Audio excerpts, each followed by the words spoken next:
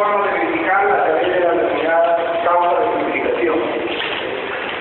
Ahora vamos a hablar sobre la culpabilidad. Entiéndase que cuando se define el delito se refiere no solamente a la acción, sino a la omisión. Y también vamos a hablar sobre la omisión.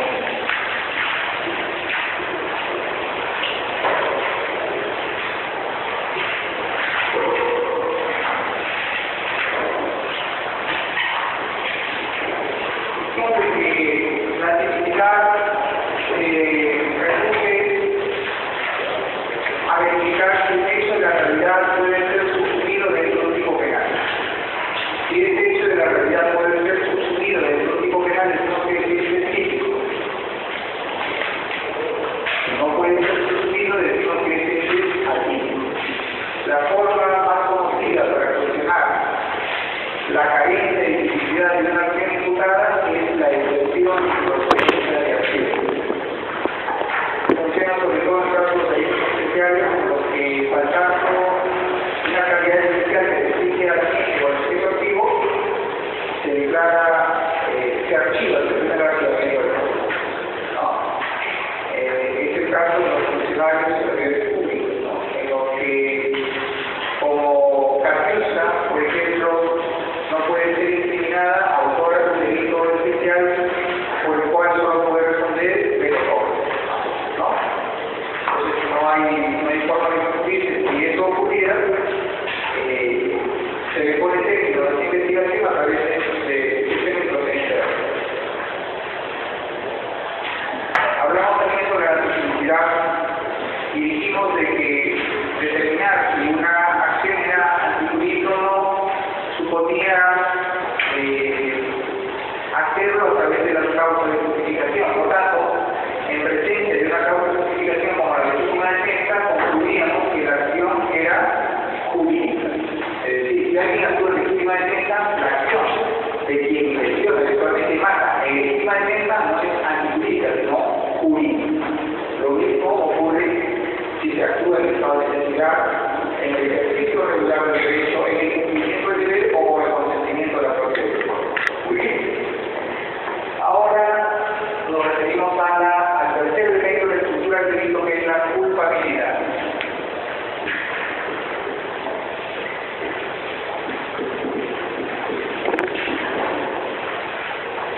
Usted que es una hora pesada, más relajados todavía bastante, porque no le van a tomar el examen, pero les pido que traten de mantener la atención, porque ustedes no van a pasar, tenemos que tomar el examen de lo que hago más el material. Pero eso ya es inevitable que ocurra. Entonces, que procuren estar atentos. Cuando quieran que yo pague, háganlo saber, simplemente se vengan, se rompan, ¿ya? Y podemos frenar, podemos reconstruir esa mensaje, que podemos hacer eso, ¿cierto? No hay ningún problema. No hay problema. Culpabilidad. La culpabilidad, que es el tercer elemento de la estructura del delito, tiene un contenido. Si la necesidad es esta relación de correspondencia entre un hecho y la realidad del tipo penal, y la antijuridiccidad es la negación o desaprobación del derecho por el derecho, por eso se dice delito antiderecho o antijurídico o ilícito o contrario a lo ilícito, la culpabilidad es el reproche que le hace la sociedad a esa misma acción, o mejor dicho, es el reproche que le hace la sociedad al sujeto que realiza esa acción prohibida u omite realizar la acción esperada. Según se trata del delito de elección o del delito de omisión, se entiende. La acción típica es la acción que puede subsumirse dentro de un tipo penal. La acción antijurídica es la acción contraria al derecho, es la acción ilícita. Y la acción culpable es la acción reprochada al sujeto por el derecho. Y eso, señores, es muy fácil de verificar, es decir, como concepto, aunque en el el análisis queda, digo yo, un poquito más complicado que el control de toxicidad y que el control de toxicidad. Porque el control de toxicidad es casi mecánico. Agarramos el sinóptico de efectos objetivos, del tipo penal de efectos objetivos, ¿no? Y vemos que ahí podemos incorporar toda la información que les dan en el caso. Y están todos los datos de ese sitio. La sincronicidad se verifica a través de las pautas de verificación. Entonces verificamos si el sujeto ha sobre legítima defensa, pero si ni siquiera llega a ver sobre legítima defensa, a ver, biólogo, ¿qué es legítima defensa? A lo sumo dice en estado de necesidad. Salió del servicio militar 2 años de toda edad. A lo sumo estado de necesidad. Se arriesga a que uno dice una decisión muy distinta a lo que construye. Es fácil, de alguna manera. Pero la culpabilidad es diferente. Sin embargo, como concepto es fácil, ¿no? La acción culpable es la acción reprobada por la sociedad, es la acción desaprobada por la sociedad y dirigida hacia el sujeto, autor o partícipe del delito. Aquí la sociedad considera un sujeto informado, un sujeto motivado de la necesidad de vivir en paz, un sujeto concienciado de la necesidad de observar las normas de pacífica convivencia y se le reprocha porque pese a tamañas habilidades, pese a tal desconocimiento, decide dirigir, en contrario a todo lo que se espera de culpable. Entonces solo basta ver una película, ¿cierto? Basta ver una película norteamericana, ¿no? Y es, por ejemplo, con Al Pacino, o con Brad Pitt, o con Tom Cruise, para el deleite de las mujeres, ¿no? Está bien, ¿no? O sea, vemos ahí nosotros a un actor haciendo el papel de abogado, histriónico, escénico, ¿no? Tratando de convencer al jurado, ¿no? Lo vemos en acción, esa es la película, está tratando de convencer al jurado, tratando de socavar las bases del argumento de imputación de la fiscalía, y quizás también hace lo propio, y eso es como lo vemos ahora en juicio.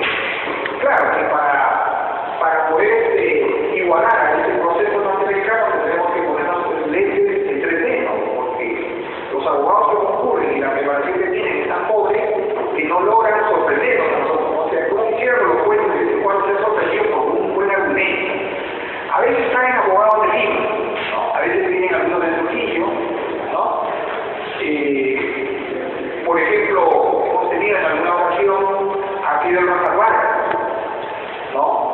Hemos tenido a José Luis Castillo Alba, ¿no?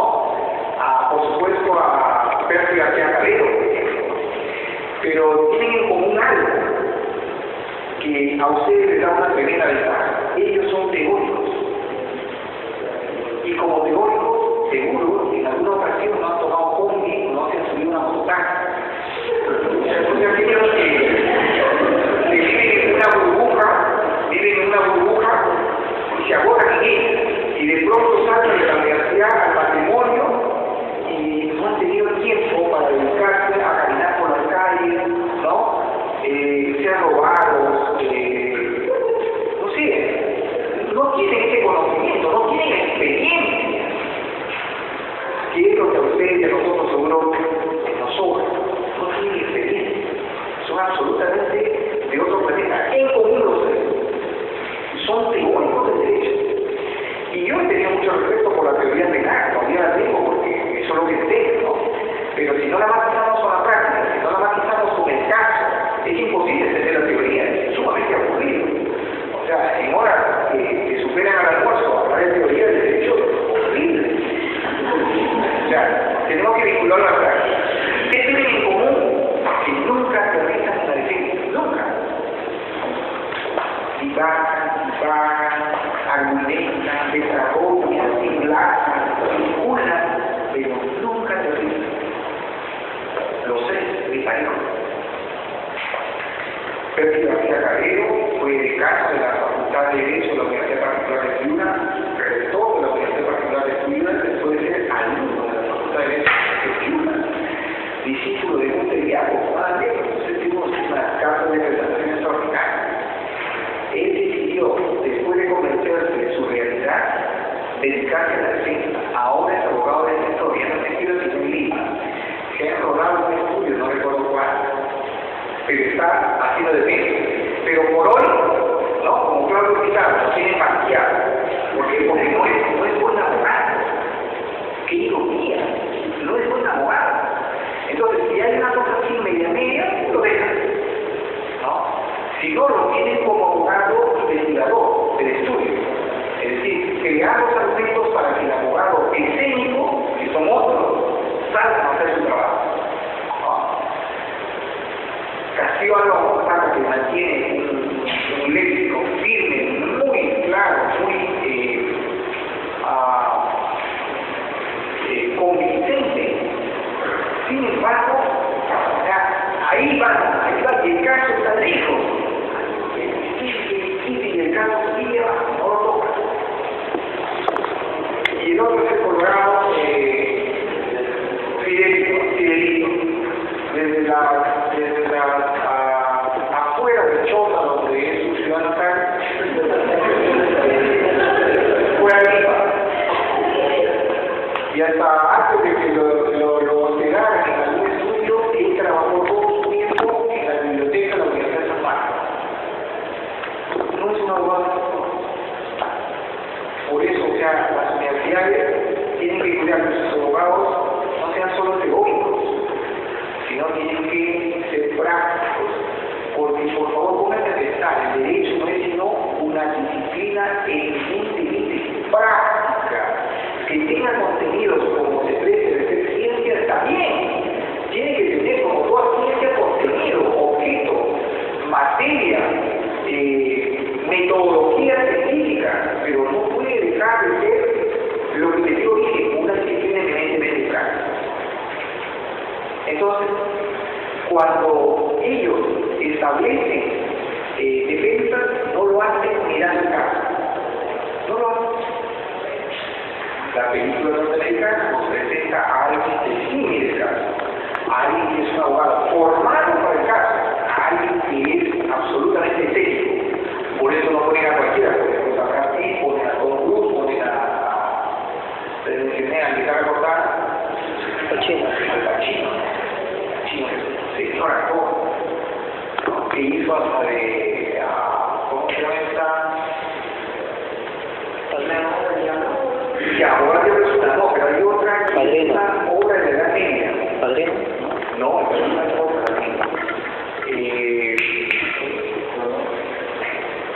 obra esta obra literaria que va a tener de la Edad Media que tiene que ver con los judíos.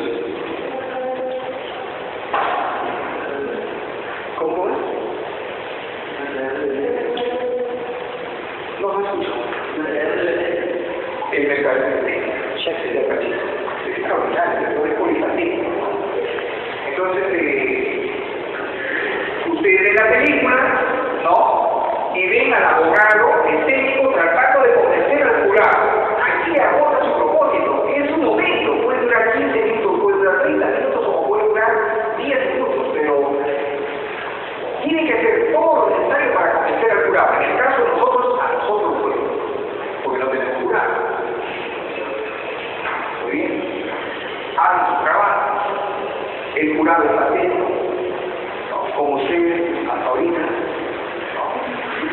Finalmente se retiran al dimitir, ¿cierto? Se retiran, abandonan la sala de juzgamiento y tienen ellos una sala reservada para la deliberación. Los encierran, o sea, no es de su libre discrecionalidad abrir o cerrar la puerta, los encierran. Y ellos avisan para salir solo cuando tienen una decisión unánime. En el Perú son así. Los jueces en los juzgados colegiados toman decisiones condenatorias o absolutorias por mayoría. Es absolutamente distinto al sistema de nosotros. Nosotros condenamos por mayoría, absolvemos por mayoría en materia penal. En materia civil se toman las decisiones por unanimidad, las sentencias. pero autos por mayoría. Pero en materia penal, las decisiones sobre sentencia, mayoría, para condenar o absolver, solo se nos exige unanimidad para la cadena perpetua. Nada. Sistema diferente. Ellos saben que tienen una decisión unánime.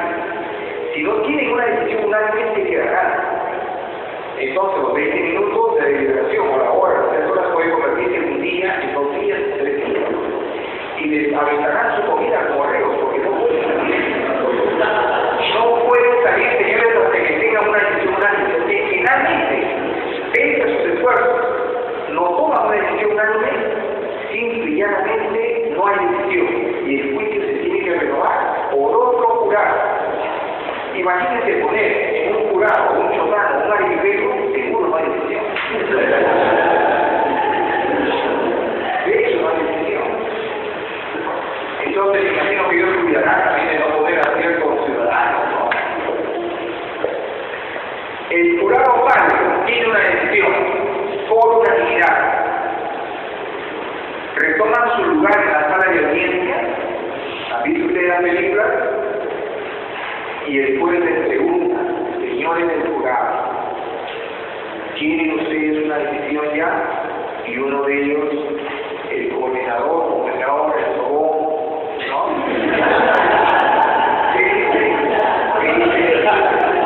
Sí, señoría, tenemos una decisión. ¿Qué es lo que dice el vocero? ¿Qué es lo que dice el vocero? Recuerden sus películas, no es nada extraordinario. El vocero simplemente dice una palabra.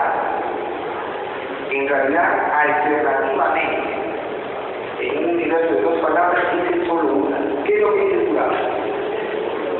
Inocente. Y en otros casos, culpable. Entonces, cuando logramos saber lo que es la culpabilidad, es a través de la película que tenemos que ver, que tenemos que descubrir lo que es la culpabilidad. La justicia norteamericana es la justicia del pueblo, administrada por el pueblo a través de su representante, el jurado. ¿Cierto? El pueblo administra justicia. La voz del pueblo es la voz de Dios. El pueblo no se equivoca. Y el pueblo dice, inocente, inocente. El pueblo dice, culpable, es culpable. Nadie tiene que cuestionar esa decisión. Y el jurado es sometido a un riguroso examen como el que ustedes van a hacer sometidos el próximo sábado. No. Nadie le pregunta a cualquier integrante del jurado cuáles han sido los argumentos que deben tenerse en cuenta, ¿no? ¿Cuál es la motivación que los llevó a tomar la decisión? No, nadie les pregunta. Porque la justicia funciona así. El jurado sí y llanamente tiene que decir inocente o culpable. Entonces la culpabilidad desde allí, entendida por nosotros, es el reproche que le hace la comunidad, el reproche que le hace la sociedad, el reproche que le hace la colectividad a un sujeto que define. Porque tiene usted concienciado, motivado, instruido, informado, se esperaba de él comportamientos conformes a la norma jurídica, no contrarios a ella, o no contrarios a ella. Ese es el reproche que le hace la sociedad, la comunidad, la colectividad. En el caso de ellos, a través del jurado. En el caso de nosotros, a través de nosotros mismos pueblos. ¿No? El preludio es la antesala de la pena, la culpabilidad, la declaración de culpabilidad. ¿Han visto? Eso es lo que pasa en la película. ¿Qué dice el jurado culpable? Sí, pues se acabó. No, pero puede decirme usted por qué me declara culpable. No, es que si usted no me dice, comete una gran infracción a un derecho fundamental que dice la Constitución. Motivación de la resolución judicial. Y entonces yo le empujo inmediatamente y va de fondo. No, eso no es así. ¿Sabe qué borracho no tengo aparece? Disculpa, representado, muy ocupado. Yo no te voy a decir por qué eres culpable. Yo eres culpable y punto, se acabó. No expresa razones de la culpabilidad. ¿Y qué trabajo se puede? Y ya que no culpable del jurado. Lo único que hace el pueblo americano es notificar la pena. Y para eso realizar un nuevo juicio. va a haber solamente la pena, porque ya no hay que decir nada sobre la responsabilidad. Y ahí está fue judicialmente declarada, mejor dicho, fue declarada por el jurado. En el caso de nosotros, somos una sola ley. O sea, a la parte que declaramos culpable, podemos ser, en el caso de ellos, supone dos juicios. ¿No? Pero finalmente es la culpabilidad. Es el reproche que le hace la sociedad, la colectividad, la comunidad, en el caso, a través de, en el caso de ellos, a través del jurado, en el caso de nosotros, a través de los jueces, ¿no? A un sujeto que siempre informado, concienciado de la necesidad de conducirse conforme a las normas de magnífica conciencia, decidió hacerlo contrario. Listo, culpable. Ya está. Esa es la culpabilidad. ¿De acuerdo? La culpabilidad tiene a su vez tres elementos.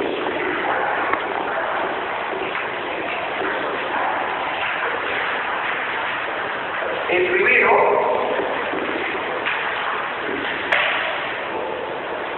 imputabilidad.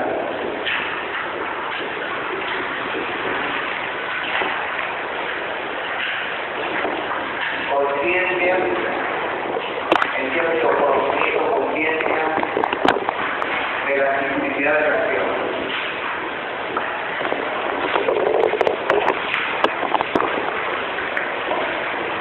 Entiende el mecanismo de la omisión. Y tercero, la exigibilidad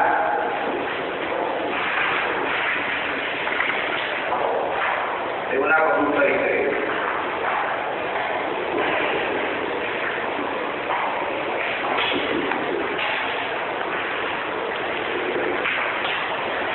Son los tres elementos de la culpabilidad.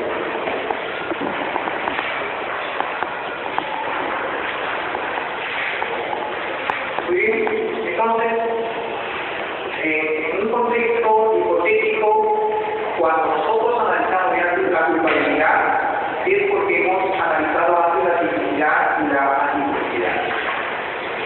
O mejor dicho, como abogados, cuando analizamos el caso de nuestro cliente o como fiscales o como jueces, cuando analizamos el caso, partimos por el estudio de la simplicidad, de la simplicidad. Que según el caso se va a dar por verificar o se da por descontar. Bien, más aún cuando analizamos la simplicidad, se presume que la acción además de simplicidad jurídica, pero como siempre, verificamos la simplicidad, verificamos la simplicidad y ahí dice fácil, porque no todos la tengan estado de estudiar, ni la gente, el servicio regular de derechos, casi nadie de eso. Y ya está, damos por superado que cuando vamos a hablar ya de culpabilidad, ustedes como operadores jurídicos habrán analizado ya en el caso concreto si la acción es física y antijurídica, más aún. Verificaron ya que esa acción se pone en su conocimiento es física y antijurídica, por eso van a estudiar la culpabilidad, no tienen por qué perder el tiempo. Si concluyeron que la acción es física, ¿para qué van a perder el tiempo analizando antijurídica y culpabilidad? O sea, el tiempo solo, el tiempo, en el caso de nosotros, no podemos diferenciarlo, o sea, tenemos que cuidarlo, ¿cierto?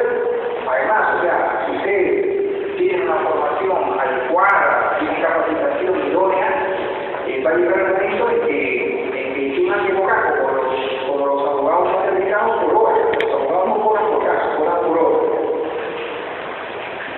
Entonces, estudiarán la culpabilidad. Y para saber si la persona que ocupa su tiempo, su dedicación, su estudio, es además, o además de realizar una acción típica y jurídica, quieren saber si esta acción es culpable, tienen que estudiar la culpabilidad en esos tres elementos. El primero, la imputabilidad. O capacidad de culpabilidad. Cuando estudiamos las causas de justificación de la simplicidad, donde tenemos en el artículo 20 del Código Penal peruano. Cuando estudiamos la culpabilidad, también lo tenemos en el mismo artículo 20 del Código Penal peruano. Porque en encontramos los supuestos de antijusticidad y de culpabilidad. Y ahí vamos a encontrar clarísimo el primer elemento de la culpabilidad. ¿Alguien por favor puede ver la culpabilidad? No sé si el primero es el de la minoría de edad, debería ser el segundo, ¿no? A ver.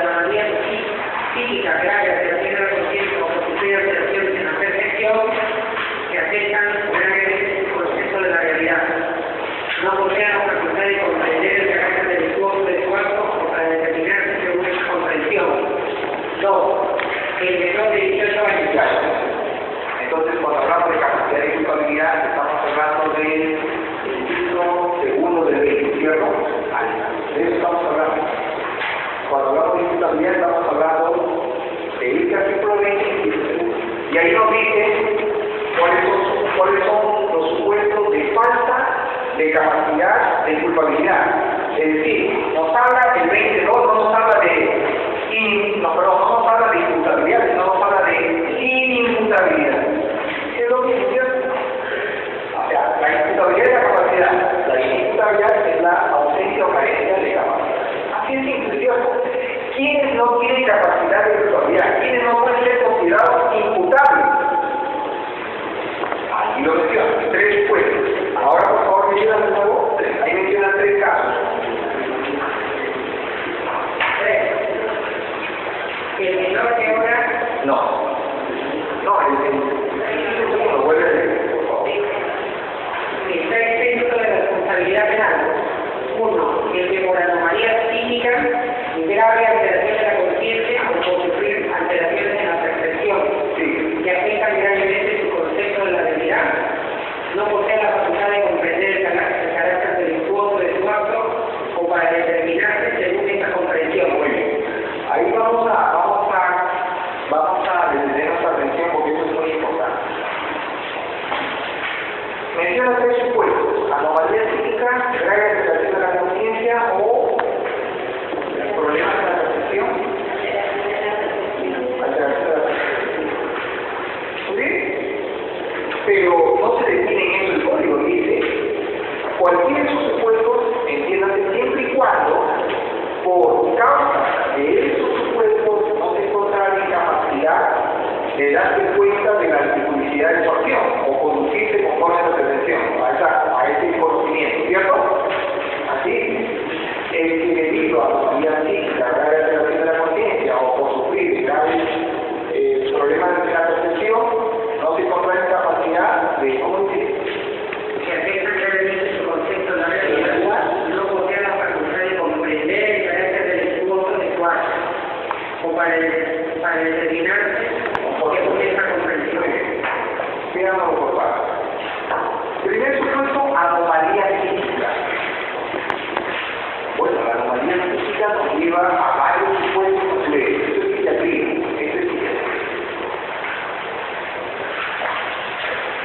La neurosis es una anomalía psíquica. La neurosis. Pero como dicen los especialistas, todos tenemos de neurosis. Todos, sin excepción, tenemos de neurosis. En mayor o menor medida tenemos de neurosis. Somos neuróticos.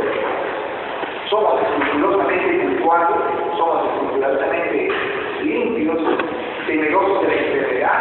Todos esos tienen su propia explicación ética. ¿Cierto? Tenemos de nosotros. Somos depresivos fáciles o fácilmente depresivos, ¿no?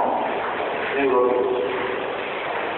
Pero eso no basta para que seamos declarados inimputables, porque la norma exige que ese estado de anomalía psíquica nos lleve a no comprender, a no entender la dificultad de la acción que realizamos y en consecuencia a no conducirnos conforme a la comprensión, que es muy difícil. No vas a ser neurótico. En realidad, los neuróticos no pierden la capacidad de comprender la dificultad de su acción. No la pierden, son conscientes de lo que hacen, en otras palabras. Pero quien sí pierde esa capacidad de comprender la dificultad de su acción es el psicótico. La psicosis es la anomalía psíquica que calza en este supuesto. La psicosis, que es una anomalía psíquica que se caracteriza porque quien la padece está fuera de la realidad, está desvinculado de la realidad, está caminando por las calles haciendo ademanes propios de un coche, es un carro más, y ocupa el pavimento como si fuera un carro, o de repente desata en correr y empieza a gritar, o de repente está apesadumbrado, ensimismado, o de repente está eufórico, o de repente está con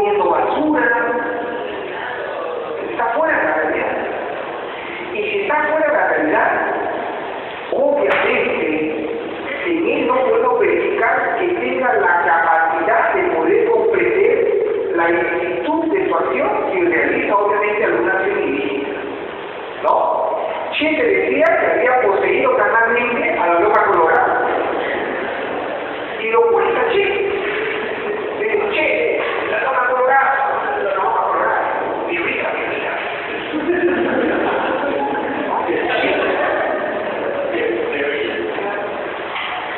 Pero Che está fuera de la realidad. Todo lo lógico, ¿cierto? Muy bien.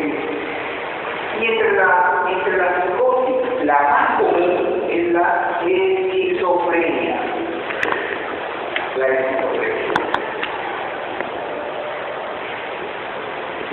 Entonces, cuando hablamos nosotros de psicóticos, en general hablamos de esquizofrenia, ¿no? Si de repente a usted, no sé, sino usted tuviera un conocimiento directo o indirectamente de algún caso en el que la gente comenta. Oye, ¿te acuerdas de ese chico de fulano tal? ¿Cuál chico? Aquel chico que estaba en el colegio, o que recién salió de estaba universidad y su mamá estaba orgullosa de él. ¿Te acuerdas que decía que era un chico muy estudioso? ¿Sabes qué le pasó? ¿Te enteraste la última? No, se alojó de tanto estudiar. Más o menos como ustedes me dicen.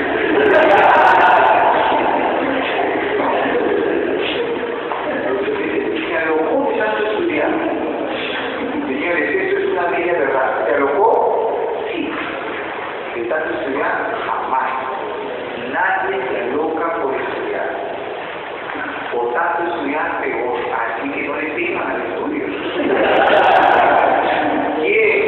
Quieren coronar el éxito, quieren gustar, saborear el éxito, estudien, señores. Nunca escatimen en estudiar. Nunca se justifiquen en la falta de tiempo o en la falta de condiciones para estudiar. Nunca. Porque eso lo presenta mal. Porque si yo tengo que tomar a un trabajador, ella le lleva primero su historial, ¿cierto? Y saben ustedes que lo que ocurrió hoy día ya está grabado, ¿sí lo saben? Eso está registrado en audio y video, que ha pasado hoy día en sábado, o no lo saben. O creen que eso es legislador solamente.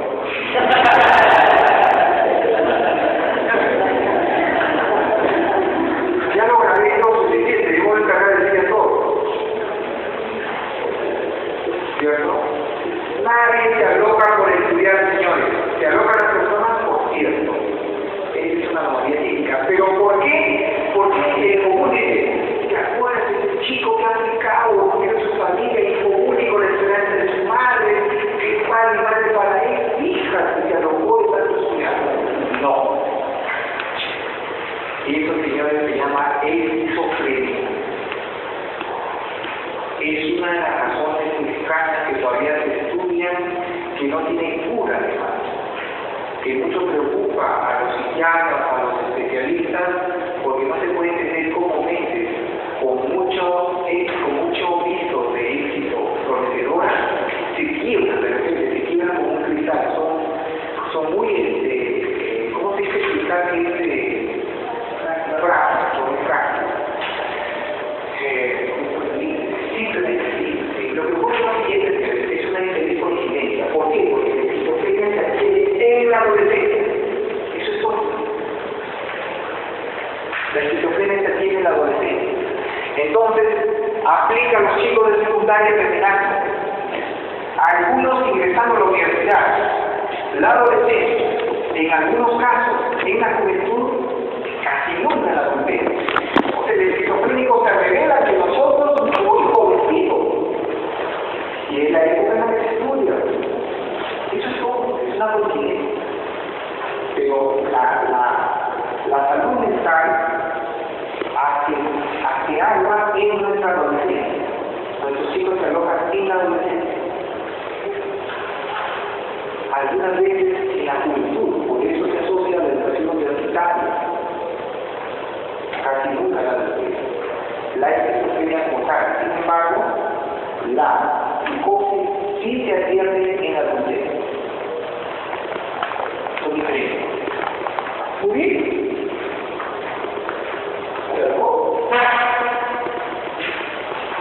¿Dónde lo llevamos? ¿Del psicólogo o del psiquiatra?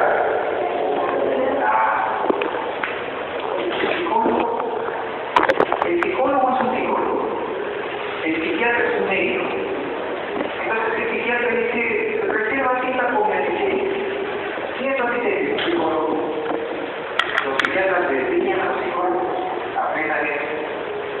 ¿Qué dice? ¿Cómo saber que ellos que voy a decir la verdad? Resulta que estoy haciendo una oportunidad, una ocasión, una tercera vez, porque me han recomendado un técnico de destacar el diagnóstico anterior. Así que, ¿con qué doctor usted ha consultado? Con el doctor Plata, no lo conozco, disculpe, ¿dónde tiene su guarida, su guarida?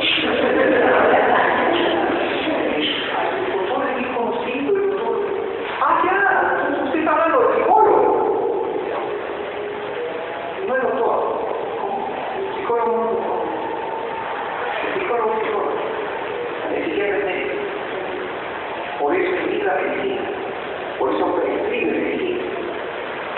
No puede ser el psicólogo. El psicólogo, por ejemplo, no vence la mano, vence un chapín y todo tal vez. No tiene para nada. Por eso se estudian en algunas universidades de la competencia. No necesitan psiquiatra. Para eso es psiquiatra, no psicólogo. ¿Ya? Entonces el psiquiatra diagnostica, ¿cierto? Está loco, esquizofrenia el diagnóstico. Muy bien. Pregunta de esta. ¿Es un esquizofrenia? Por tanto, parece una anomalía psíquica. Estamos conviniendo que es una anomalía psíquica. ¿Cierto? La psicosis y la esquizofrenia es una forma de psicosis. Ya está. Caso de la mallita, voy a contar caso de la mallita. No sé por qué se me está ocurriendo caso de la mallita, porque estamos acá. Pero en la mallita, es que no hay muchos casos de la mallita, es verdad, pero me estoy acordando. Y este es un caso también de la mallita. Un niño de... A ver... No recuerdo exactamente la edad, pero comentamos una que resiste el caso. Pero es real. 8 años, o más de 8 años de edad. Un niño de 8 años puede ser un matado. Sí. Puede. Bueno, yo no la batería ni jamás. Ya, un niño de 8 años. 8 años. Su mamá le dice, Jaimito, ve a comprar el alimento para la mascota. ¿No? O sea, para este momento todavía no llegue el papá a pasar su almuerzo, no está. O sea, puede faltar alimento para el papá, pero para la mascota jamás.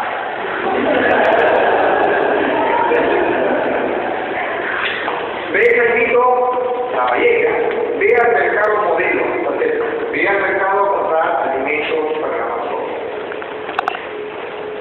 No sé si ustedes miran en esa calle de Bruning que va a un barrio grande, que es interpretada por la avenida Grande, no sé cómo se llama, la Real Modelo, en una esquina hay un kiosco. Kiosquito de este periódico, la revista anterior. Entonces el chiquito pasa por ahí y ve a ver, hay como unas cositas como chapitas que las hacen así los chicos con las pies, ya creo que que tiene figuritas. Entonces, es un kiosco que está colgado a la bolsita de los tacos, ¿ya? Entonces, el chiquito tiene indicación por los tacos, ve y se para. Recuerden que le dice, ha sido enviado por su mamá para comprar el alimento para el niño. Entonces, el despensero que atiende observa al niño que tiene fijada su atención en los tacos. Y le dice, ¿te gusta? Y el niño un poco desconfiado, porque los niños están muy informados, se lo saben, todos cuidando muchísimo a sus hijos. O sea, primero, nunca hablar con desconocidos, ¿cierto? Nunca aceptar regalos, dinero, objetos, nada de lo desconocido. Nunca caminar con algún desconocido, estar absolutamente excluido. Pero ¿qué hacer si está en una tienda donde lo va a hacer con un desconocido? Y ahora es un desconocido que está en un lugar, en un establecimiento pequeño, que le está diciendo, siendo el que atiende, le dice, ¿te gustan los tacos? Entonces el niño dura un momento y finalmente dice, sí. ¿Te gustaría llevártelos? Y el niño le dice, sí, pero no tengo dinero. Le dice, mira, ¿qué te parece? Tú me limpias acá su quesito, ¿no? Tú me ordenas acá, que está todo tirado, los papeles me ordenas acá, y yo te regalo la botellita. El niño duda, pero más puede, su actividad lúdica, su deseo de jugar, ¿no? Entonces acepta e ingresa el quesito. Cierra, tiene una puertita, cierra la puertita y el niño está haciendo lo que le ha pedido. Y de repente él empieza a tocar al niño. Entonces el niño se reconocía como es natural, ¿no? Y él le dice, pero dice, sí, no sientas temor, dice, pero no te preocupes, tú eres hombre, yo soy hombre, ¿no? Olvídate que todos entre hombres, o no eres hombre, sí soy hombre, y sigue nomás tú, y sigue tocando. Entonces el niño se para seco y no lo decide, no más, y le dice, quiero salir, ábrame la puerta. No tienes por qué preocuparte, no te asustes. Yo quiero salir. En eso viene alguien a comprar y el sujeto distrae su atención y el niño pica. Por supuesto, no se va a comprar el alimento para nosotros que viene en su casa. Y su mamá le diga a su cachorro en estas condiciones y la mamá nunca se equivoca, nunca. Las mujeres nunca se equivocan. Hay que admitirlo, ¿verdad? Que tenga de buena y cuando se equivocan, hay que decirles que no se han equivocado, pero les encanta. Entonces la mamá ve que algo le pasó a su cachorro. Y su cachorro le dice lo que pasó. Y la mamá desconfía todavía. Al toque tiene que hacer un examen completo. ¿Cierto? Este cachorro está inútil. Pero la versión en realidad es absolutamente consistente desde los signos. Inmediatamente llaman al marido por teléfono, se van a la comisaría y la comisaría se va de frente al lugar. Y lo interviene. Y se encuentran con un sujeto con ciertas características que parece no articular muy bien las palabras, con deficiencias en la comunicación, con una apariencia un poco descuidada, un poco que sospeche, que desconfía, ¿no? Pero igual, es un sujeto que ha tocado a un niño, que le ha tenido una regala, que lo ha engañado, ¿no? Lo engañó totalmente al niño, ¿ya? Y que ha hecho algo que está absolutamente prohibido, tocar al niño, ¿no? Y se lo lleva, ¿ya? Se lo lleva. Yo trabajo en la sala de operaciones, por tanto viene a mí una asistencia ordenatoria. Y el argumento de defensa es retardo mental, perdón, esquizofrenia. Esquizofrenia. O sea, tiene condenado, pero deduce como estrategia de defensa, ¿ya? La esquizofrenia, es decir, puede ser su acción física, puede ser su acción antijurídica, pero no es culpable. ¿Por qué? Porque falta el primer elemento de la culpabilidad, que es la imputabilidad. El abogado dice que el cliente es inimputable. Él tiene un diagnóstico anterior de esquizofrenia. Más aún dice, el error que está cometiendo el Poder Judicial respecto a él es regresivo, reiterable, porque es la segunda vez que lo condenan por cometer hechos similares de actos contra el honor nacional de la. O sea, tenía antecedentes. Pero él dice, todo se corrige a partir de la razón del ser humano, porque ese sujeto está juzgando carcelería, y cuando comenzó el segundo delito estaba con beneficio penitenciario, está juzgando carcelería no teniendo capacidad de culpabilidad. Él no es culpable, es un esquizofrénico, es un caso de ataque. Entonces empecé a buscar, ¿no? En tiempo de incapacidad también tuve que buscar a un psiquiatra y consultar otros, tratar de entender y leer literatura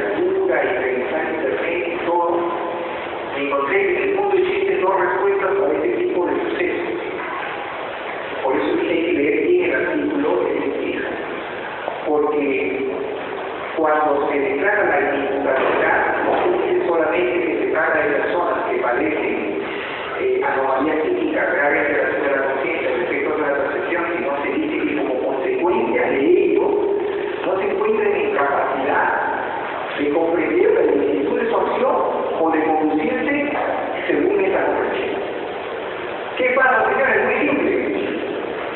Así como dijimos que tenemos todos neurológicos, hay muchos ciudadanos entre nosotros que padecen anomalías psíquicas, que son esquizofrénicos. Yo tenía una vez uno del curso de titulación casi a loco. Un alumno con diagnóstico clínico de esquizofrenia. Yo lo veía muy particular, su comportamiento, su actitud,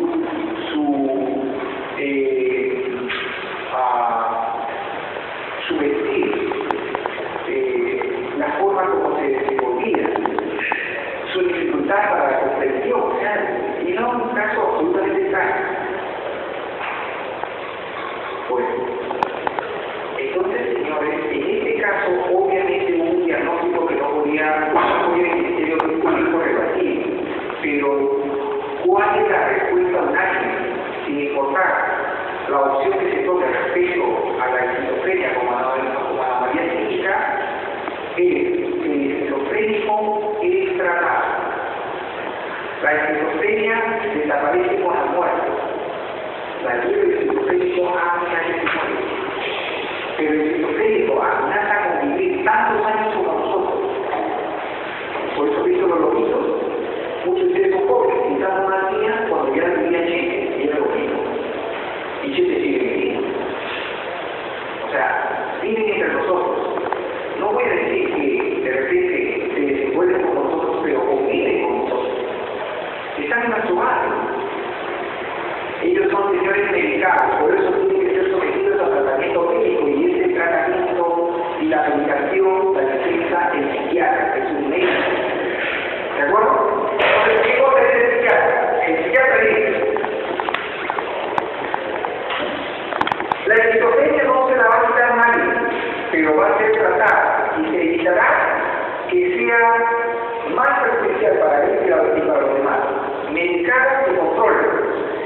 El esquizofrénico tiene periodos largos de lucidez, y lo que espera el especialista es que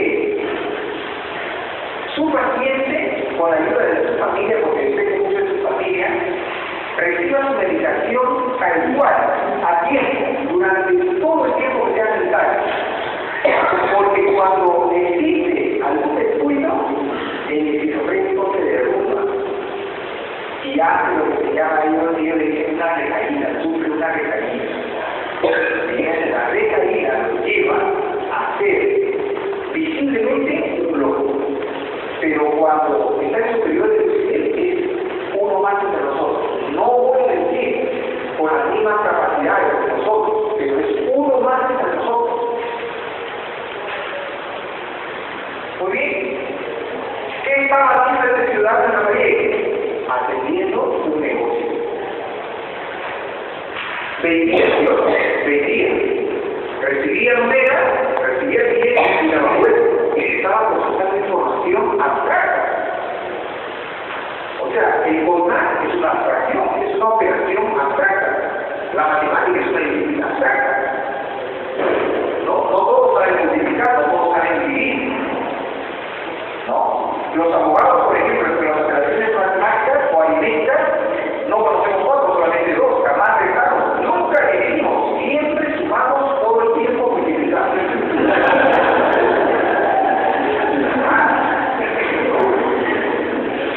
Notó que una relación muy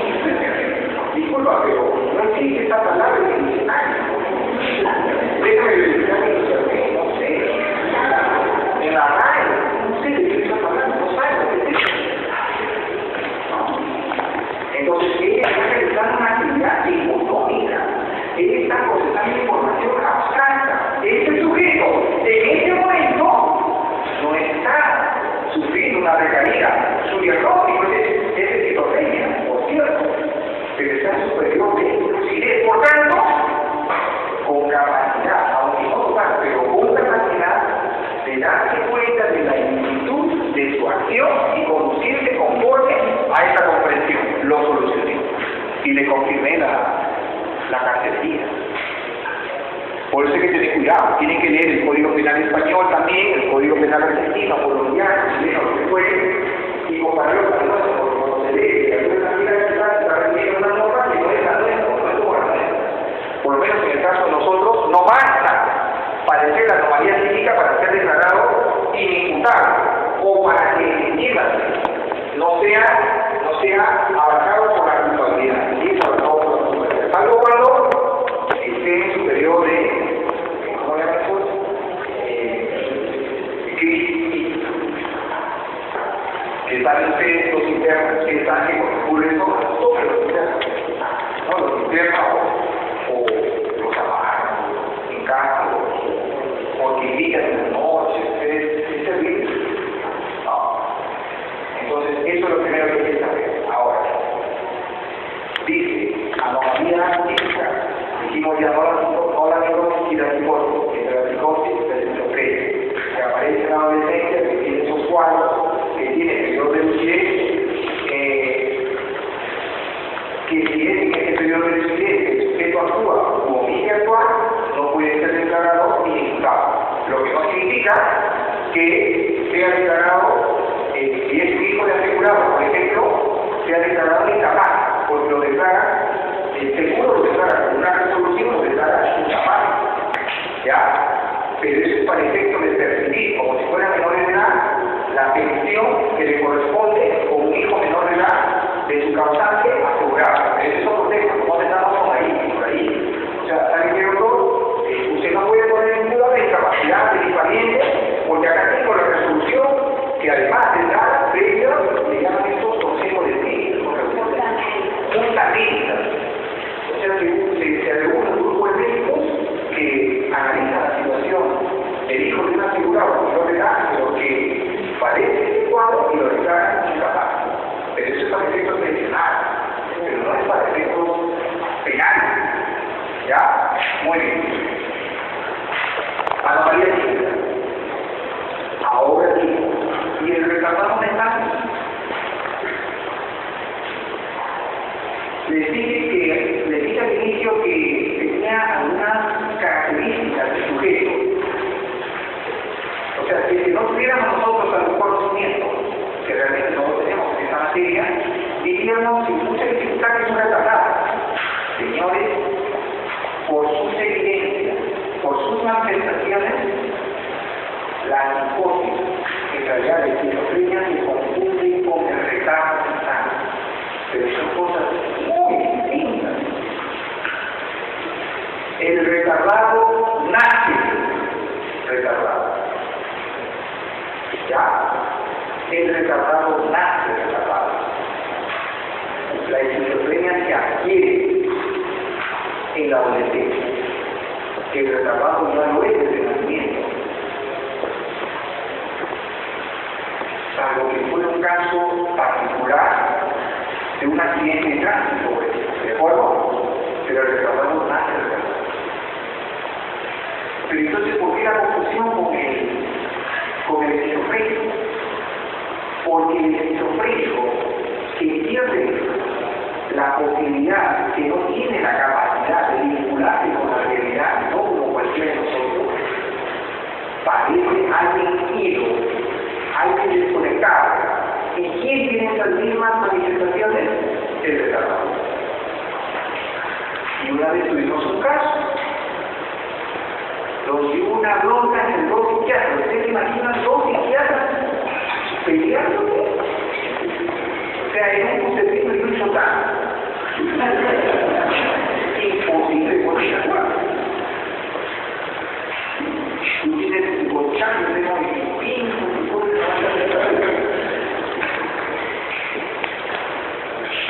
se confunden las manifestaciones de los dos casos, pero son muy distintos por sus orígenes. Pero muy bien, ahí dice la anomalía física, ahí no dice psicosis, ahí no dice esquizofrenia, ahí no dice neurosis, ahí no dice retardo. La pregunta del examen es, aquí está el retardo, y doy un elemento más para la respuesta. El retardo lo es de 3 niveles. Díganme, retardo, leve, moderado, grave. ¿Y eso qué significa? Hay retardo leve, moderado y grave. Muy bien, pero la pregunta del examen es, ¿ese retardo, uno de los supuestos que llena de contenido a la anomalía psíquica prevista en el 22? Esa era la pregunta. ¿Cuál era la respuesta? ¿Cuál era la respuesta?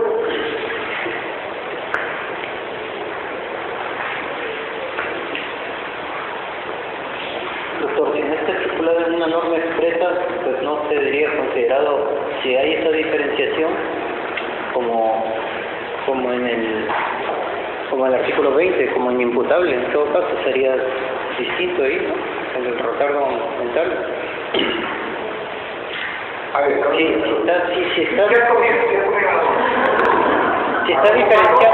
está diferenciando el retardo mental con esquizofrenia y la esquizofrenia está especificando lo de que por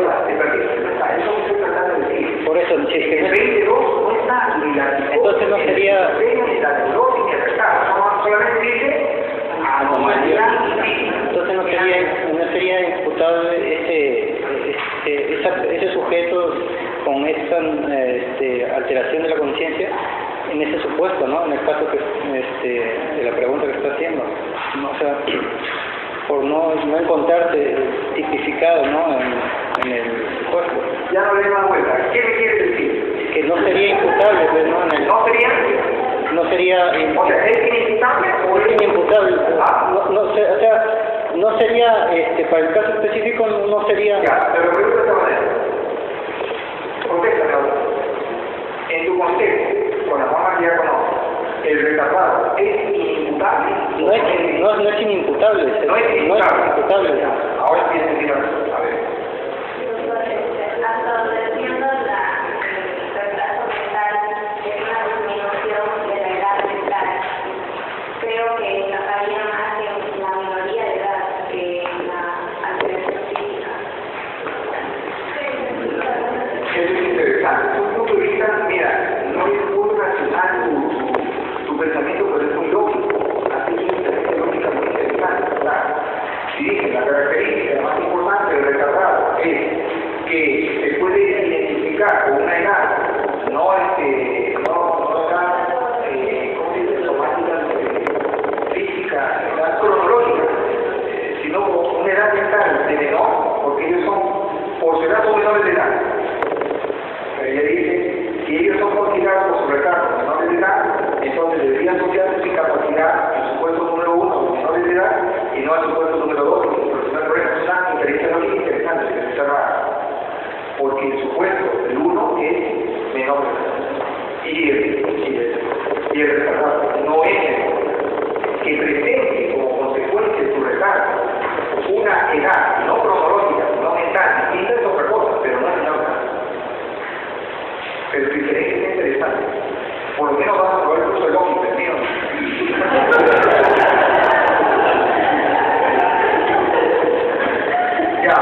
Este es un punto de vista interesante de los dos. Y el otro compañero que dice que no aplica para el supuesto de anomalía psíquica y en consecuencia no puede ser considerado inimputable, por tanto es imputable. ¿Alguna otra opinión? Sentido común, porque lo que acaba de decir su compañero es purísimo sentido común. Digan lo que ustedes crean que debamos saber para poder solucionar este caso. Estamos solucionando un caso.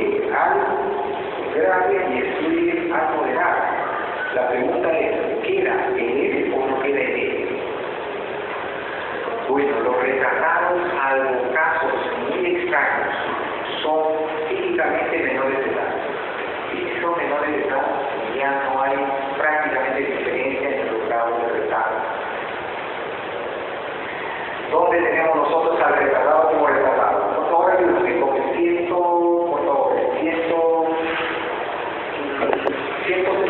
173. Ahí vamos más o menos a ubicarnos de qué estamos hablando. Porque en efecto, en el 22 no se habla del retardado, se dice anomalía psíquica, no se habla del psicótico, no se habla del esquizofrénico, no se habla del retardado.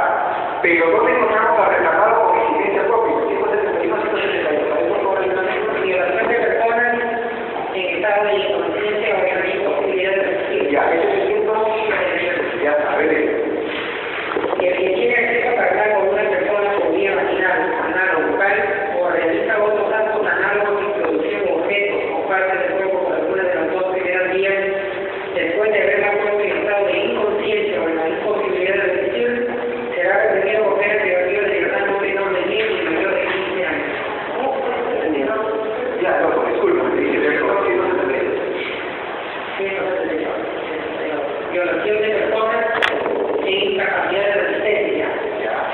El que tiene acceso carnal con una persona por vía vaginal, anal o bucal, o realiza otros actos análogos introduciendo objetos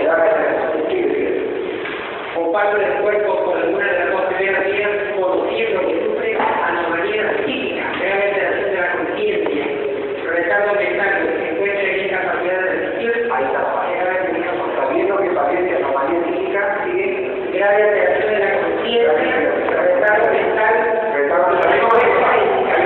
Miren, ¿de qué estamos hablando? Del 22. Acá ¿de qué estamos hablando? Del 172. En el 22 menciona anomalía psíquica y grave alteración de la conciencia. En el 172 se está mencionando no anomalía psíquica, o está diciendo anomalía psíquica, grave alteración de la conciencia. Miren, ahí está los dos. Pero enseguida dice retardo. El retardo lo presenta como un supuesto distinto de anomalía psíquica. ¿Eso está en el 172? O sea, ¿qué nos está diciendo? Que tenemos a un sujeto que está abusando de una persona que padece anomalía psíquica, que es un loquito. Hay sujetos que acceden a loquitas como Dios te dice. ¿Ustedes han visto loquitas embarazadas? De eso estamos hablando. Hay sujetos que embarazan, que acceden claramente a las loquitas. ¿Entienden? Entonces, ese es un supuesto de violación de la libertad sexual. En realidad es acto contra la identidad sexual, porque no hay libertad en el caso de ellos. Y dice, anomalía psíquica, grave alteración de la conciencia, que vamos a ver qué cosa es, y además dice, retardo mental. ¿Dice el grado de retardo mental? No dice. Por tanto, cuando nosotros tenemos un caso de acceso carnal no consentido, que tiene como sujeto pasivo a quien padece un retardo, nos presenta un certificado, ¿no? Entonces el imputado dice, señor, operación por su consentimiento, ¿no?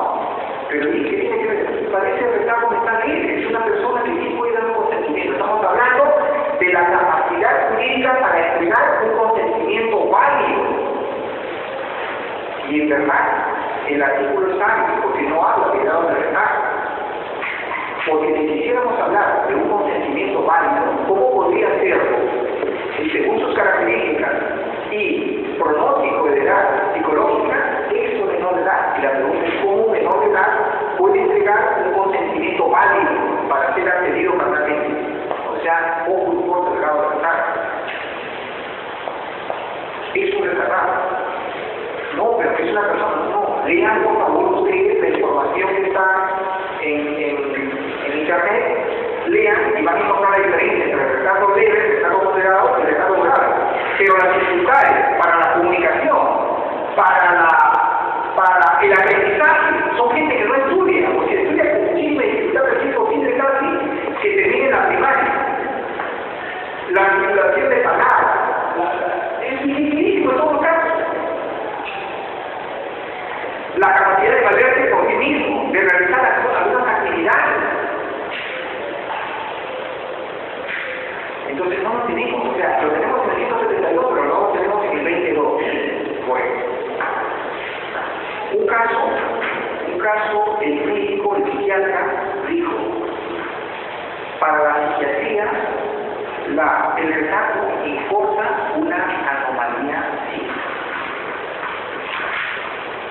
Sin embargo, para el Código Penal, el retardo importa una anomalía psíquica, porque en 172 lo distingue.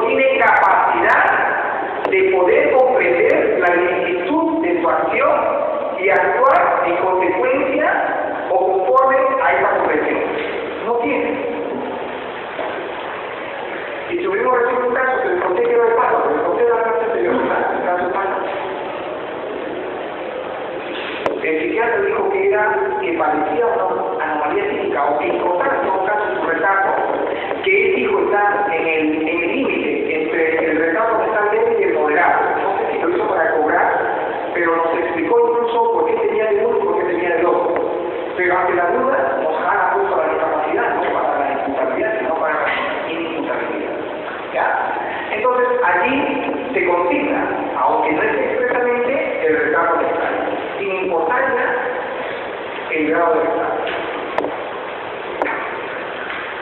El segundo supuesto del 22 es grave alteración de la conciencia.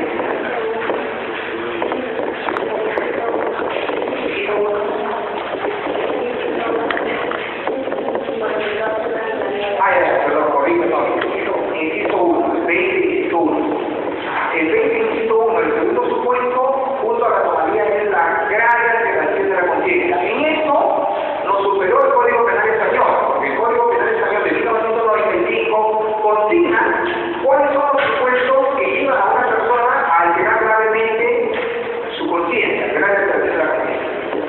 La ingesta de alcohol y de droga. Por supuesto, ustedes que solamente se investigan los fines de semana, no hay problema. Es para los dependientes, alcohólicos, y drogadictos, propiamente. O sea, aquellos que padecen los síntomas del síndrome de abstinencia, aquellos que a falta de eso son capaces de robar, de hacer todo, por eso se vinculan con los delitos. Muy bien. Entonces, la estadística ya vimos a qué supuesto se refiere y ahora grave alteración de la conciencia. Ingesta de alcohol, ingesta de droga. Pero no cualquiera, no cualquiera. Ya creo que hablamos la clase anterior, ¿no? La clásica del hombre, ¿no? El hombre se mete con cargos, ¿no? Y al día siguiente se supone que no se acuerda de algo. ¿Cierto? Nada. ¿No? Primero ofreció el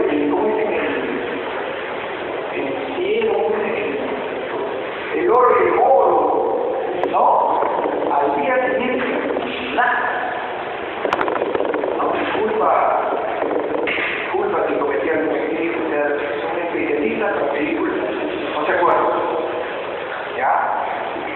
Bueno, estamos hablando de esto. Estamos hablando de una persona que realmente está intoxicada, que está en muy mal estado, y que en ese estado, ¿no?, comete el delito. Está absolutamente alterado gravemente de su conciencia de conocimiento, o sea, pierde el sentido de la realidad. Por favor, identifiquen al que está gravemente alterado su conciencia como un psicótico, identifiquen como aquel que padece la mayoría física, porque está fuera de la realidad, ¿no? Ha perdido la conciencia de sus actos. En consecuencia, no es capaz de darse cuenta de la exactitud de su acción y de actuar conforme a esa comprensión, como dice el 21, ¿de acuerdo? Es como si fuera un loquito. Pero para eso existe un serio cuestionamiento. Si el que es una persona que se encuentra en ese estado, ¿cómo es posible que se reconozca una figura denominada acción nivel causa? Acción libera el causa. Los supuestos reservados para aquellos que como consecuencia de ingesta de alcohol o de droga pierden la conciencia de la antijudicial de su acción y deriven en ese estado. ¿Qué dice la doctrina penal mayoritaria? Que aquel que se intoxica deliberadamente para delinquir es considerado por el derecho un sujeto imputable. O sea, no se trata de alguien que simplemente se bebió y consumió y en ese estado delinquió. No, se trata de un sujeto que deliberadamente se pone en ese estado para delinquir. ¿No? Entonces los detractores de esta figura dicen, no, pues, como sea. Si es que se lo considera imputable y responsable penalmente, es porque no habría alterado gravemente su conciencia al punto de perder la capacidad, ¿no?, de perder el conocimiento de la actividad de su acción. Eso para que se hace, en otras palabras. Porque si pierde la capacidad de entender la dirección de su acción, es como cualquier un inimputable y no se le puede atribuir responsabilidad.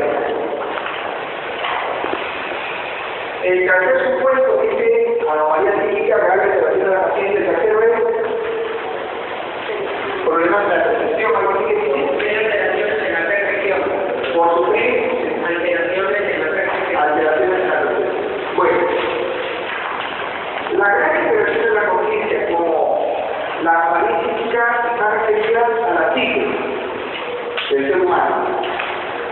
Pero aquel que sufre problemas de la percepción, ya, es problemas en la percepción sensorial. O sea, aquel que padece no de anomalía psíquica, sino de anomalía física. Anomalía física, aquel que por defectos en sus órganos sensoriales no tiene la capacidad o pierde la capacidad de percibir la identidad de la acción. Es alguien que está físicamente tan afectado que en determinadas circunstancias puede decidir sin darse cuenta de la identidad de su acción y comprender la identidad de su acción. Desde que es una verdadera tragedia. Nos tenemos el ciego, el sordo, el mudo. La máquina no puede ser, a ver. Es sordo, es mudo, pero ve, ya, este no ve, es ciego. El sordo es mudo. ¿No? Entonces, se podría decir que está desconectado, ¿cierto? Porque no ve. No escucha, no habla. Entonces, ¿cómo se comunica? ¿Cómo sabe lo que ocurre alrededor suyo? ¿Cómo se conecta con la realidad? Si viene su mamá le habla, le llega a la mente, no la escucha. ¿No? Le enseñan, lo amenazan con un cuchillo, no ve. Ciego, sordo, mudo. ¿Cómo?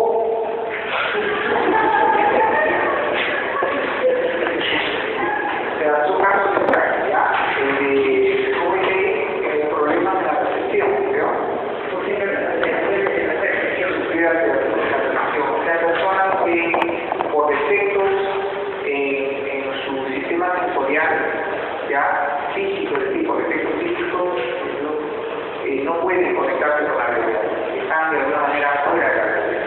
Fuera de la realidad.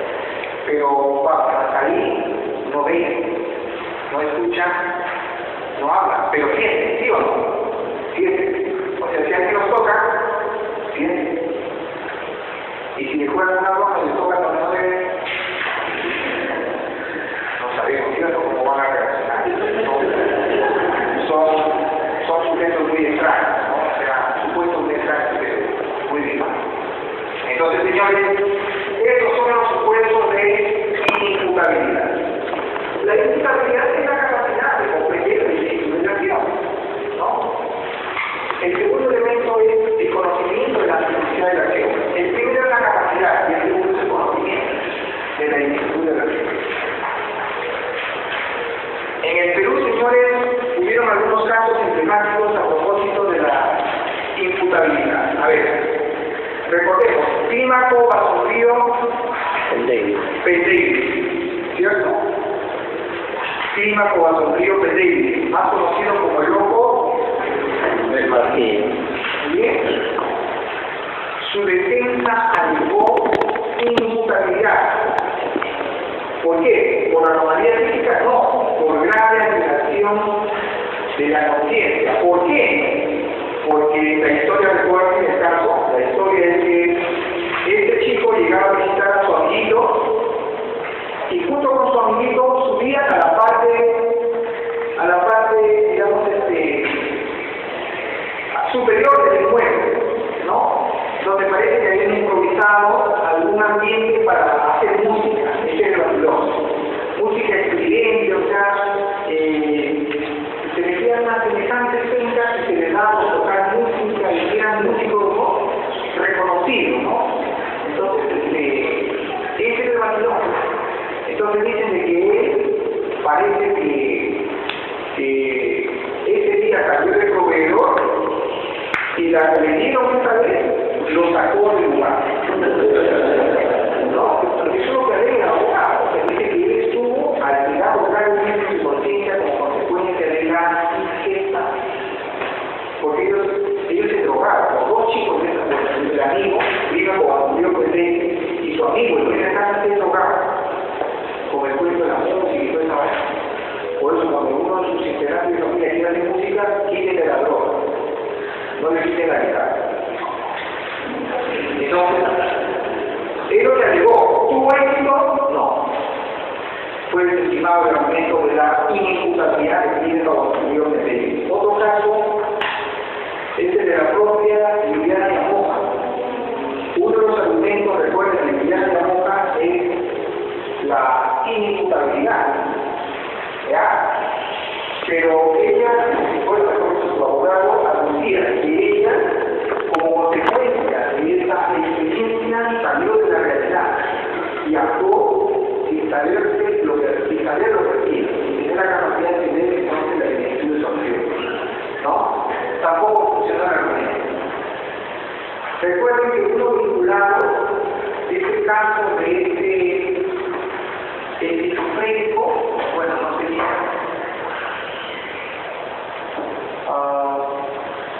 claro, sería el caso del esquizofrénico, recuerdan, estuvo en una iglesia en Lima, pero murió de un arma de fuego. Eso no hace mucho, es más nuevo. Entonces se lo vio en plena, me parece, en plena ceremonia religiosa, él apareció, me parece, con el púlpito armado y se alocaba, ¿no? O sea, y llegó la hora. Entonces la gente clamaba a Dios y los más rápido clamaban a la puerta y todo, no pudo. Vino a la policía y me decía, y es una cajita, entonces decía, es una cajita, está bien, ¿no? Es un hombre bomba, todo el día, ¿no? Pero era, ¿no?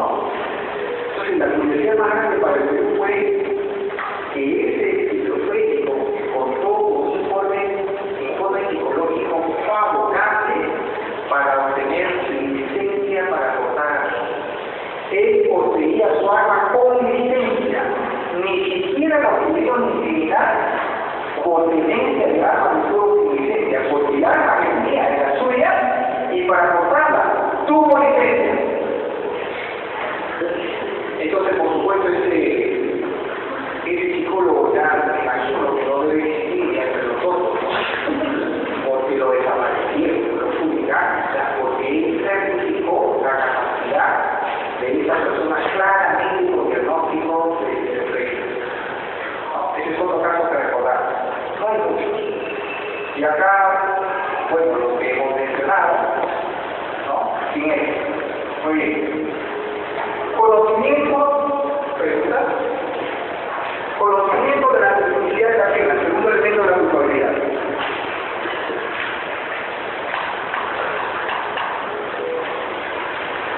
Una persona, para ser declarada culpable, tiene que ser imputable, tiene que ser capaz jurídicamente de responder por un delito.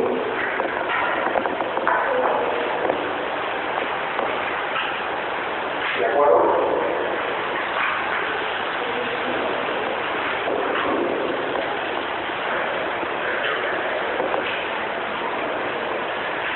Miren que es muy preciso el elemento, es interesante. Una persona, para ser declarada culpable, tiene que ser conocedora de la identitud de su acción. Por tanto, si se demuestra que no conocía la identitud de su acción, no puede ser declarada culpable.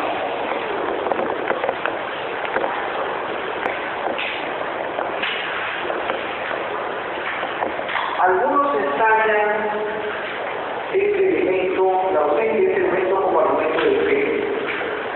Y dicen, abogados independientes no sabían que cometían crimen, no sabían que cometían delito, ¿no? Lo asocian en algunos casos a las falsedades documentales, lo asocian más a la violación de la libertad sexual, en realidad los actos contra la integridad sexual de menores de edad, ¿no? Lo asocia a supuestos de rondas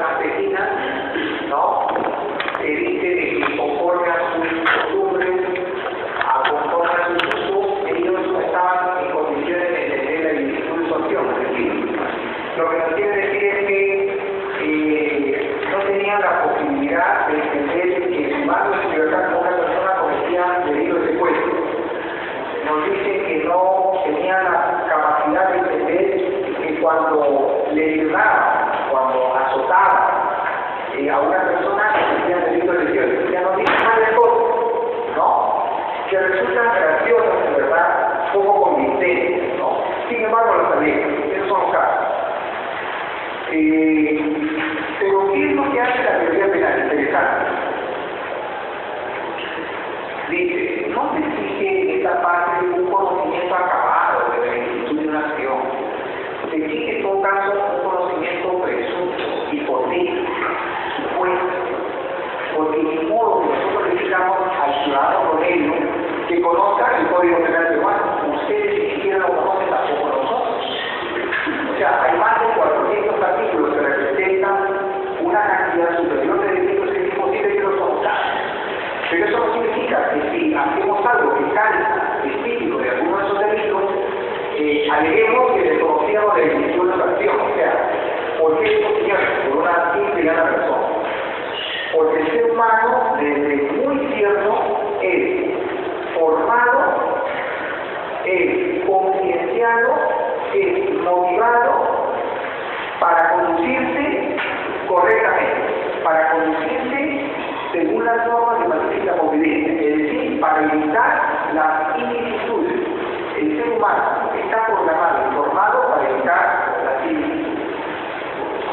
En el Perú un caso emblemático, señor. Yo igual, Víctor yo igual, Chinito llegó a ser ministro de Economía y primer ministro de Alberto.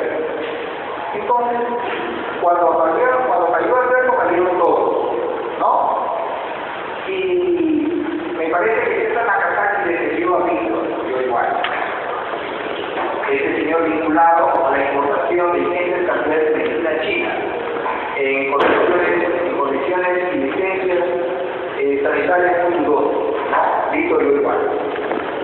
Resulta que le atribuyeron, me parece, una de las modalidades del delito de defraudación tributaria, ¿ya? Y estallaron como argumento de defensa la inculpabilidad de su acción, aduciendo que desconocía la ilicitud de su acción. Entonces, ¿qué hicieron los jueces en Lima? Se rindieron. ¿Y por qué se rindieron? Simplemente porque quien aducía tamaño de defensa había sido nada más y nada menos que el ministro de Economía. Por tanto, dueño de Nacional, sabía, se supone, conocía a la perfección el eje y manejo de los asuntos tributarios. De otra manera no podría ser ministro de Economía. Y porque fuera poco, fue el primer ministro, jefe del despacho del ministro, del Consejo de Ministros. Negaron a la ministra. O sea, hubo por ahí alguien que alegó, ¿no?, desconocimiento de la plenitud de la ley. El tercer elemento es la elegibilidad de una conducta diferente.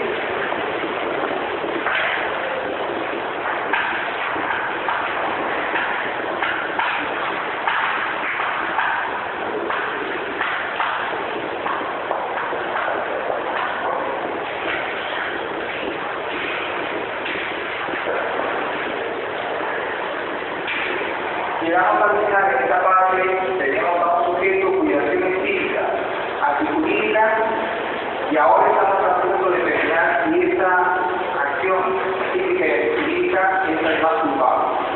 Ya analizamos dentro de la culpabilidad, la capacidad de culpabilidad, y ya analizamos el conocimiento de la ejecución de la acción.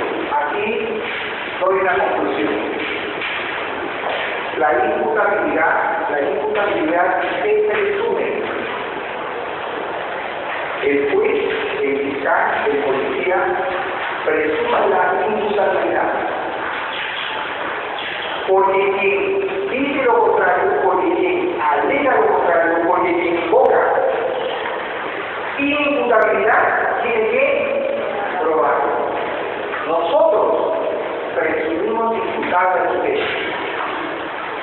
Porque si él dice que no lo es, él lo pruebe. De alguna manera presumimos el conocimiento de la ilicitud de la acción. Porque si dice que desconocía la ilicitud de su acción, no puede. Llegamos al tercer elemento, permisibilidad de una conducta, de un comportamiento diferente. Se dice que hay casos muy particulares en los que un sujeto formado, instruido, motivado, concienciado de las ventajas, de las necesidades del mismo, y exige el derecho. Y entonces, este derecho a la culpabilidad se asocia al estado de necesidad exculpante. Así es, el estado de necesidad exculpante. Se dice que hay unas circunstancias del ser humano, pese a todas sus habilidades, competencias y conocimientos, se linke porque el adolescente o en determinadas circunstancias no tiene otra alternativa. ¿No? Tiene que... Aquí el juez entonces tiene que medir si el argumento que se sigue es convincente o no es convincente. Es dirá, señor, no pude actuar de manera diferente. Recién en un caso, estoy tratando de recordar. Recién, la semana pasada, no tenía otra alternativa. No sé si les conté. A ver, les conté un caso de Málaga de 3 chicos que en una montaña le roban a un vecino, ¿les conté? Ya, ok, en este caso de Pata, Pata o Pucalá, sí. Entonces, 3 chicos, ya, 3 trenes,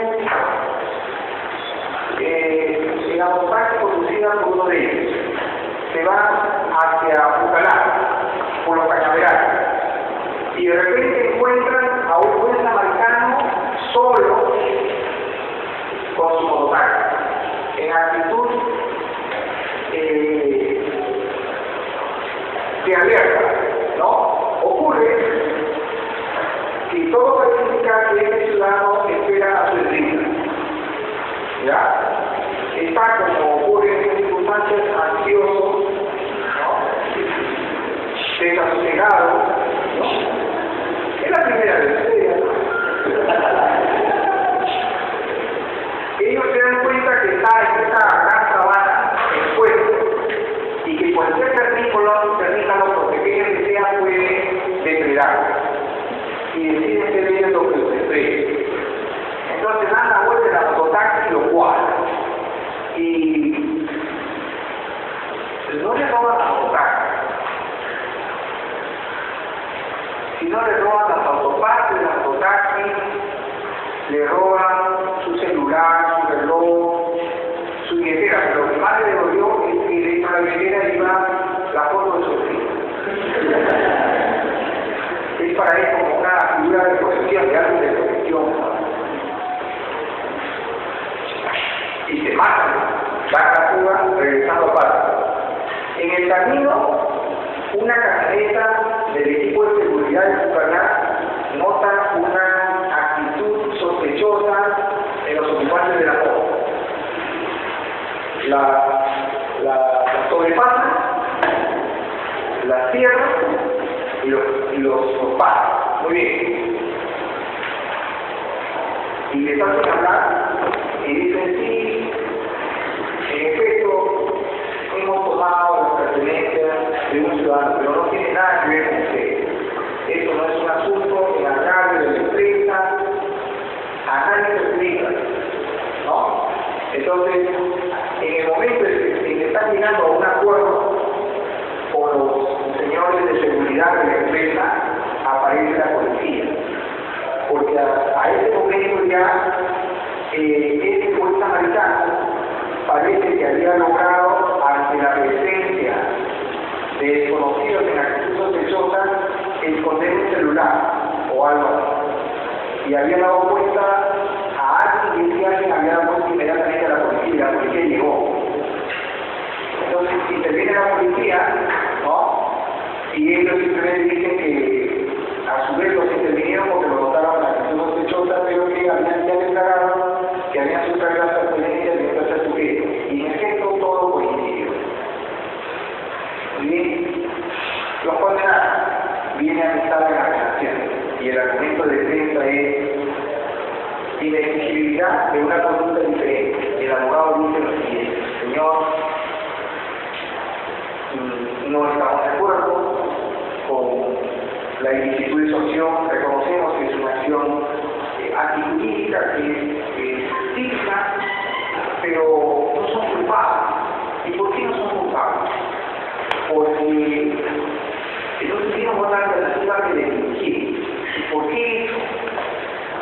ellos planearon vender esas autopartes robadas, ¿no? Para comprar la medicina de la mamá de uno de ellos afectada de cáncer. Mucha película de YouTube gratis. Se estaba con una señora ya bloqueada, ya lloraba aquí, ¿cómo? Sí, ese era el caso. O sea, están muy tristes, muy confundidos, afectados. Piden disculpas por lo que han hecho, pero una oportunidad, porque ellos no tuvieron otra alternativa. O sea, uno de ellos, los tres son muy amigos, uno de ellos tenía a su mamá que estaba en cáncer y tenía que comprar una medicina sí o sí, porque no hacerlo, quizá la salud de su mamá hubiese agravado, etc. Bueno, nos están pidiendo la culpabilidad de la acción. Son casos extraordinarios que nos pidieron hacer. Entonces empiezo a revisar el historial, los actos procesales anteriores, y encuentro coincidencia en la declaración de dos de ellos. ¿Ya? En efecto, dos de ellos dicen, a ver si no estoy de acuerdo, a apoyarse del patrimonio ajeno y con el producto de su vida comprar la medicina para la mamá del doctor. Dos dicen eso. Observo un detalle, los dos tienen un mismo abogado. Entonces este es un punto que hay que analizar. O sea, ya no parece un relato tan uniforme de ellos, sino una creación, una invención digna de ser patentada en el deporte, en una Leo el tercer relato, hablando de las declaraciones iniciales, y el tercer relato varía, como otro abogado no quiere, ¿no? Aquí el tercer relato dice lo siguiente: coinciden más, se pusieron de acuerdo, ¿no? Un día, una hora, para apoderarse del patrimonio ajeno, ¿no? Y venderlo igual, ¿no? Y con el producto de la venta hasta igual, repartirse en partes iguales. Se acabó. Ya no hay estado de culpar, ya no hay exigibilidad de una conducta diferente. ¿No? Son tres ladrones que contrataron, dos de ellos por lo menos a un abogado que parece haber estudiado algo sobre culpabilidad y dijo acá la bolita, ¿no? Pero no contaba con la sucia, que eso es de lo que yo vivo hace más de 20 años. No funcionó. Entonces, vean ustedes, aplica para casos extraordinarios en los que en presencia de una acción física y antijurídica, en presencia de un sujeto imputable, conocedor de la exactitud de su acción, habrá de saber, dependiendo del alegato de sus abogados, si la acción que realizó le era exigible o no, si podía exigirse de él como ciudadano, informado, motivado, concienciado de la necesidad de vivir en paz, una conducta diferente. Si no podía exigirse de él una conducta diferente, diremos que no es culpable. Pero si podía exigirse de él una conducta diferente, diremos que es culpable. Entonces vean ustedes la diferencia con el proceso norteamericano que nosotros queremos emular, queremos quitar hasta la vista. La culpabilidad no la declara en Perú un jurado. No la declara un jurado, la declara un juez original.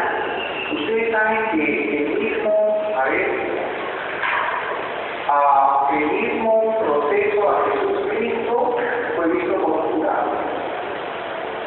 El gran Sanedrín. O sea, hay países que tienen contradicción, ¿no? La utilización del jurado, nosotros no. Definitivamente no, que compartimos religión, pero no tenemos jurado. Alguna vez, al inicio del siglo pasado, se estalló, no funcionó, no tenemos jurado. Nosotros, los jueces, declaramos la culpa de acuerdo. Doctor, disculpe, y volviendo al caso que nos acaba de comentar de los dos sujetos que tenían un mismo abogado y el tercer sujeto que tenía otro abogado distinto, y ahí es donde se viene abajo esa exigibilidad de la conducta diferente, si lo cambiamos a que los tres sujetos desde un principio tuvieron esta misma idea, y el relato coincidía en que robaron para obtener, ¿sería o sea, es culpable de esa conducta de todas maneras? Oye, eso es exactamente lo que estamos hablando. Es posible que en algún caso, pese a todas las evidencias, después pueda declarar no culpable, pueda inculpar a un sujeto, pese a reconocer que cometió un acto ilícito, pese a que el sujeto es imputable, que sabía de que incluso acciones probables que por razones muy poderosas, ¿no?, el juez pueda declararlo inculpable. Imagínense, frente a una tragedia semejante, o sea, la sociedad divide las culpas y hace a algunos víctimas de las necesidades de otros. Es probable que, si así hubiese sido el caso, ¿no?, tendría que soportar, digamos, el exceso, la actitud de la acción de estos tres jóvenes, ¿no?, en la aceptación al derecho de este asesinato motivativo, ¿no? Sí, perfectamente puede ocurrir, pero tendría que ser una circunstancia excepcional, ¿verdad? Porque aún diciendo que no teníamos otra alternativa que delinquir para, con el producto de situación ilícita, traducir la ganancia en dinero y con esto comprar la medicina, también no es un argumento solo, ¿verdad? Porque lo primero que nos enseñaron a nosotros es a dar trabajo. ¿Por qué nosotros, que hemos aprendido nuestros padres eso, vamos a darles a otros un rango de si son jóvenes y no de vida, toda la flor de su juventud, que deben estar cambiando? ¿Por qué tiene que agregar eso como razón? ¿Por qué tendría que ser atendido un argumento tamaño si es que nosotros encontramos que todavía la legitimidad de la conducta independiente funciona? Que no fue atenuada, que no fue elevada de alguna manera, está vigente. Porque imagínate, así cualquier persona diría lo mismo, ¿cierto? Entonces, como no vivo con mi mamá, no vivo con